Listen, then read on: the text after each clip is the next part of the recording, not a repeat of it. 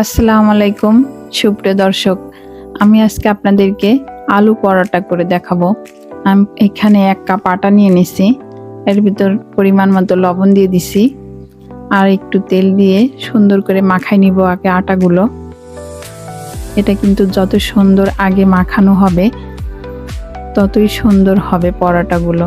এই দেখেন, আটাটা যখন এরকম হবে তখন আপনি এর ভিতরে পানি অ্যাড করবেন। এখন আমি এই পানি অ্যাড করলাম, পানিটা কিন্তু কুসুম গরম পানি। পানিটা দিয়ে সুন্দর করে মাখাই নিব। আমি একটা আলু সিদ্ধ করে নিছি আর একটা ডিম সিদ্ধ করে নিছি। ডিমটা কিন্তু দেশি মুরগির ডিম। এখন আমি আলুটার খোসা ছাড়ায়ে এটা সুন্দর করে মাখাই নিব। আমি এখানে ম্যাগি মশলা দিছি, ডিমটা দিয়েছি, দিয়ে সুন্দর করে মাখাই নিচ্ছি।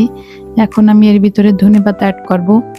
এই অফ সিজনে ধনেপাতা পাওয়া কিন্তু খুবই টাফ ব্যাপার, তারপরও আমি ধনেপাতাটা অনেক দূর থেকে নিয়ে আসাইছি। দেখেন, আমি এগুলো মাখায় রেখে দিলাম। আটাটা কিন্তু অনেক আগে আমি সুন্দর করে মাখিয়ে রেখে দিছিলাম, 1 ঘন্টা আগে। এখন দেখেন কি সুন্দর সফট হয়েছে। এখন আমি পরোটাটা বেলে নিব। আমি এর ভিতর পুর দিয়ে দিছি, পুরটা ভরা দেখানো হয়নি।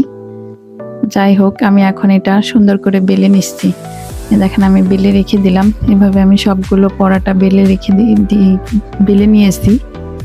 এখন আমি এটা একটু সেকে নিচ্ছি আগে, ছাকার পরে আমি এই যে হালকা তেল দিয়ে ভেজে নিলাম।